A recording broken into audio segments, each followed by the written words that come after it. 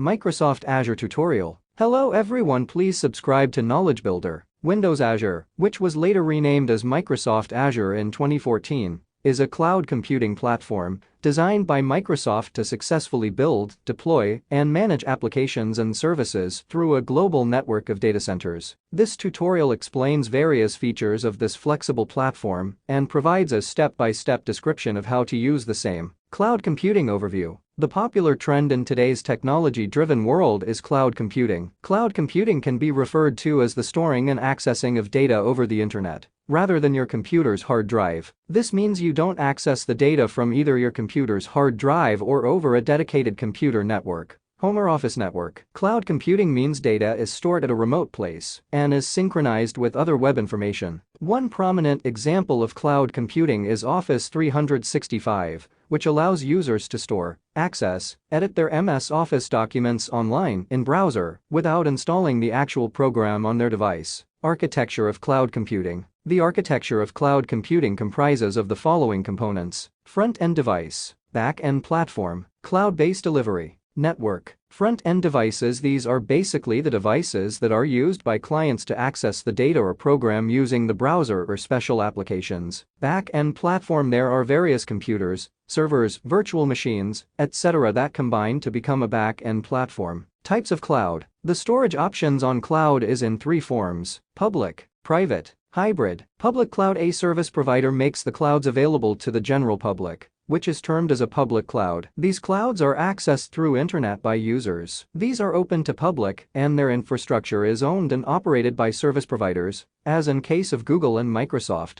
Private cloud. These clouds are dedicated to a particular organization. That particular organization can use the cloud for storing the company's data, hosting business application, etc. The data stored on private cloud can't be shared with other organizations. The cloud is managed either by the organization itself or by the third party. Hybrid cloud. When two or more clouds are bound together to offer the advantage of both public and private clouds, they are termed as hybrid cloud. Organizations can use private clouds for sensitive application, while public clouds for non-sensitive applications. The hybrid clouds provide flexible, scalable, and cost-effective solutions to the organizations. Benefits of cloud. There are many benefits of clouds. Some of them are listed below. Cloud service offers scalability. Allocation and deallocation of resources is dynamically as per demand. It saves on cost by reducing capital infrastructure. It allows the user to access the application independent of their location and hardware configuration. It simplifies the network and lets the client access the application without buying license for individual machine. Storing data on clouds is more reliable as it is not lost easily. SPI. Next comes how cloud services are categorized. S stand for software, P stands for platform, and I for infrastructure in SPI. SaaS is software as a service, PaaS is platform as a service, and IaaS is infrastructure as a service. Following are the live examples of these models. SaaS model: email, Gmail, Yahoo, etc. PaaS model: Microsoft Azure. IaaS model: Amazon S3, Microsoft Azure. Windows. There are many cloud computing platforms offered by different organizations. Windows Azure is one of them, which is provided by Microsoft. Azure can be described as the managed data centers that are used to build, deploy, manage the applications, and provide services through a global network. The services provided by Microsoft Azure are PaaS and IaaS. Many programming languages and frameworks are supported by it.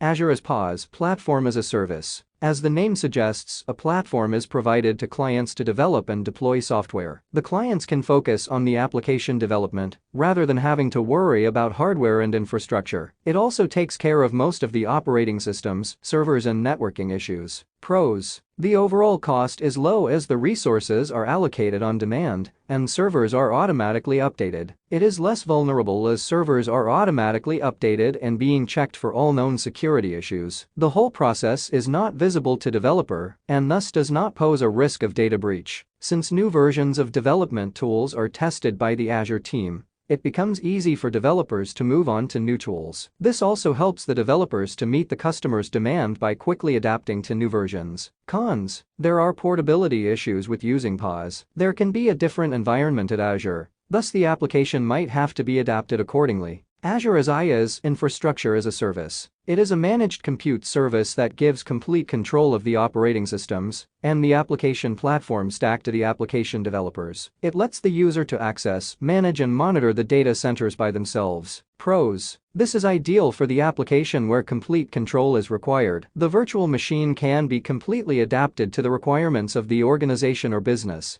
IaaS facilitates very efficient design time portability. This means application can be migrated to Windows Azure without rework. All the application dependencies such as database can also be migrated to Azure. IaaS allows quick transition of services to clouds, which helps the vendors to offer services to their clients easily. This also helps the vendors to expand their business by selling the existing software or services in new markets. Cons: since users are given complete control, they are tempted to stick to a particular version for the dependencies of applications. It might become difficult for them to migrate the application to future versions. There are many factors which increases the cost of its operation. For example, higher server maintenance for patching and upgrading software. There are lots of security risks from unpatched servers. Some companies have well-defined processes for testing and updating on-premise servers for security vulnerabilities. These processes need to be extended to the cloud-hosted IaaS VMs to mitigate hacking risks. The unpatched servers pose a great security risk. Unlike PaaS, there is no provision of automatic server patching in IaaS. An unpatched server with sensitive information can be very vulnerable, affecting the entire business of an organization.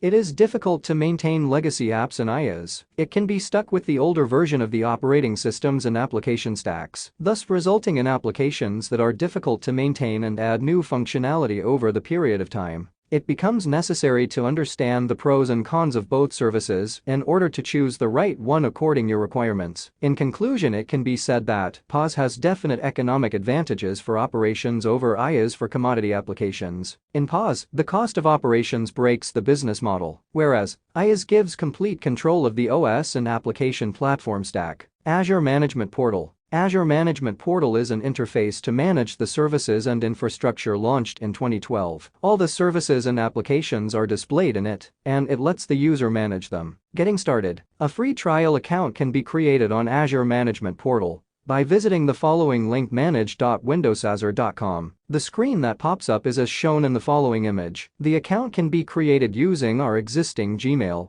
Hotmail or Yahoo account. Once logged in, you will be redirected to the following screen, where there is a list of services and applications on the left panel. When you click on a category, its details are displayed on the screen. You can see the number of applications, virtual machine, mobile services, and so on by clicking on the menu item. The next chapter contains a detailed explanation of how to use this portal to manage Azure services. Microsoft Azure Components. Compute execution models. This is the interface for executing the application, which is one of the basic functions of Azure. As seen in the above image, there are different models such as web app, virtual machine, mobile service, cloud service, and batch service. These models can be used either separately or in combination as per the requirement. Data management. Data management can be done by using SQL Server Database Component or the simple data storage module offered by Windows Azure. SQL Server Database can be used for relational database. The storage module can store unrelated tables without foreign key or any relation, and blobs. Blobs include binary data in the form of images,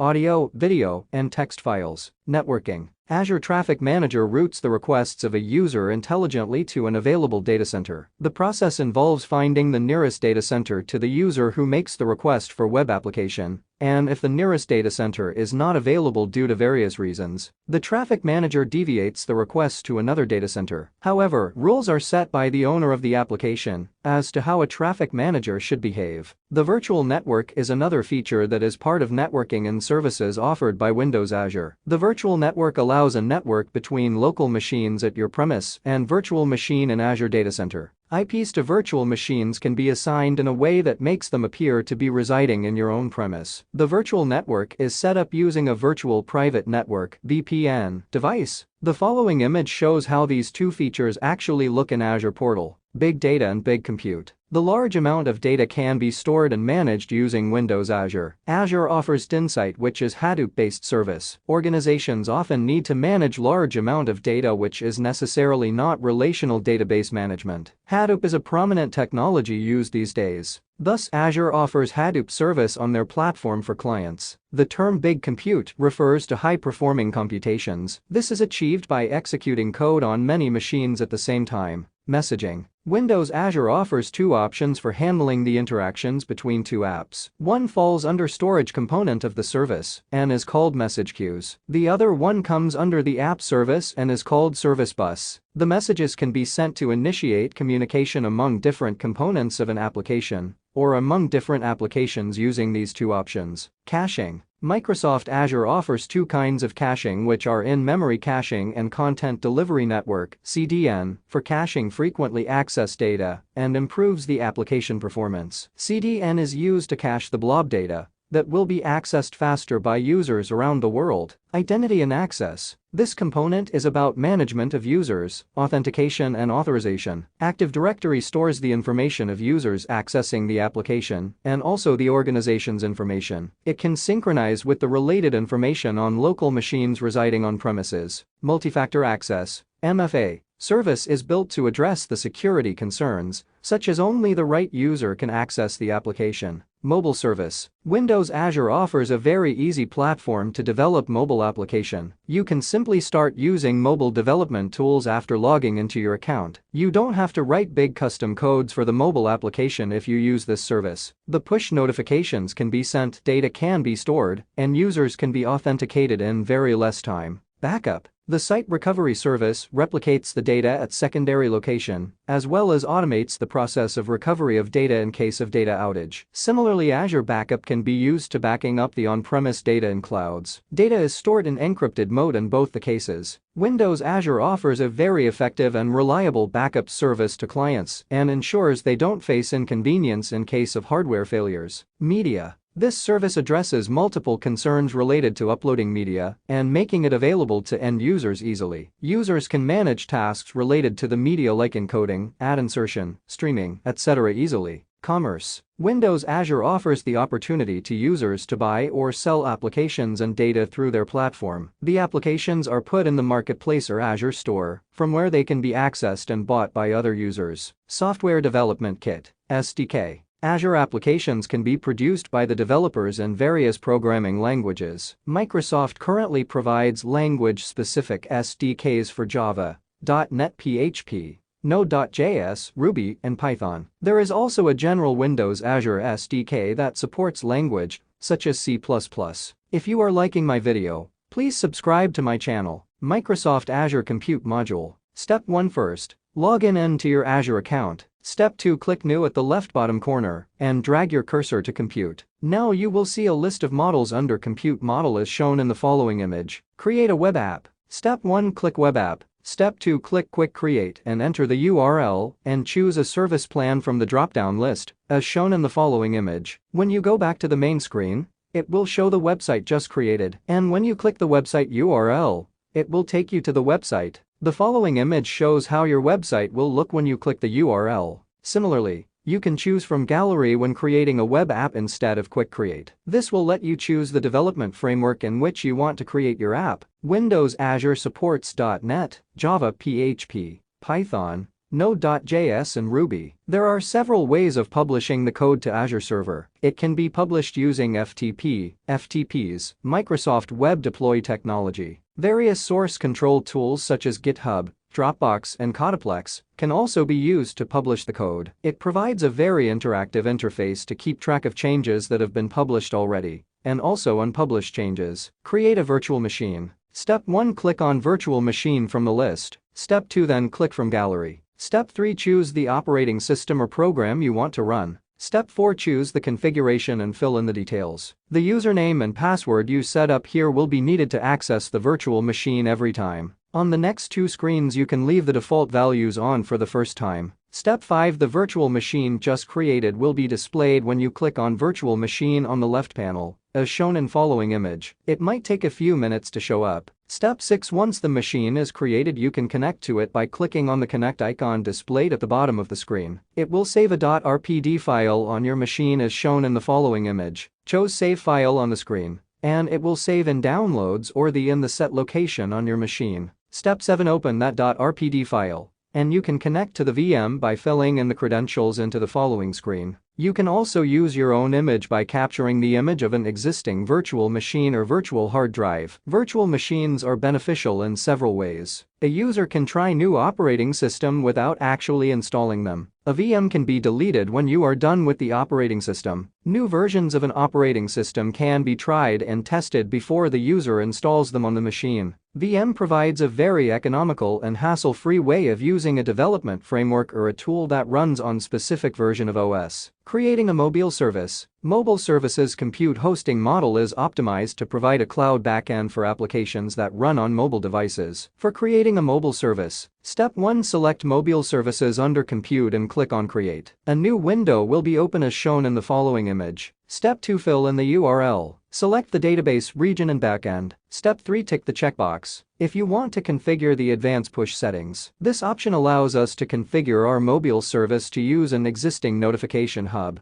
or specify the name of a new one. If you leave this checkbox unmarked, a new hub will be created in a new namespace with a default name. Creating batch service. Batch service is needed when a large-scale application is run and a parallel high-performing computing is required. The developers can create batches to run a task parallel that eases the workload at no extra cost. Azure charges for only the virtual machines which are being used. They can schedule a task, put them in queues, and manage the workload in cloud. Batch creation does not involve setting up a separate VM, cluster or job scheduling. To creating a batch service, follow the similar steps for creating other services under Compute Model. The following image shows how a batch service can be created quickly. Once you have created a batch service, you can see the details by selecting it from the left panel. The following image pops up on the screen. Microsoft Azure Fabric Controller. Fabric Controller is a significant part of Windows Azure architecture. When thinking of the components or services provided by Windows Azure, we wonder how all this works and what is happening in clouds. It seems very complex from our end. Let us look into the physical architecture of these services to have a better understanding of Fabric Controller. Inside the data center, there are many machines or servers aggregated by a switch. We can say that Fabric Controller is a brain of the Azure service that analyzes the processes and makes decisions. Fabrics are a group of machines in Microsoft's data center,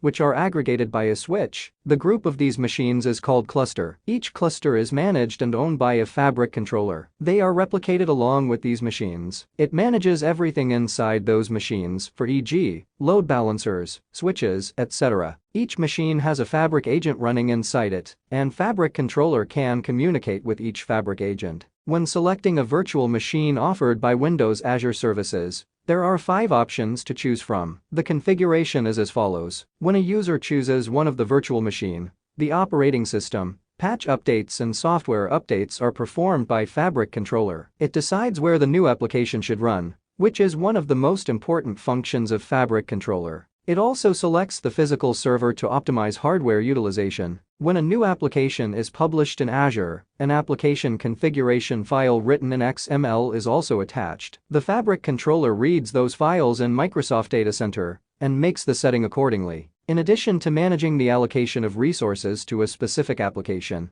it also monitors the health of compute and storage services. It also makes the failure recoveries for a system. Imagine a situation where 4 instances of web role are running, and one of them dies. The Fabric Controller will initiate a new instance to replace the dead one immediately. Similarly, in case any virtual machine fails, a new one is assigned by the Fabric Controller. It also resets the load balancers after assigning the new machine, so that it points to the new machine instantaneously. Thus, all the intelligent tasks are performed by the Fabric Controller in Windows Azure architecture. Thanks for watching. Please subscribe to my channel.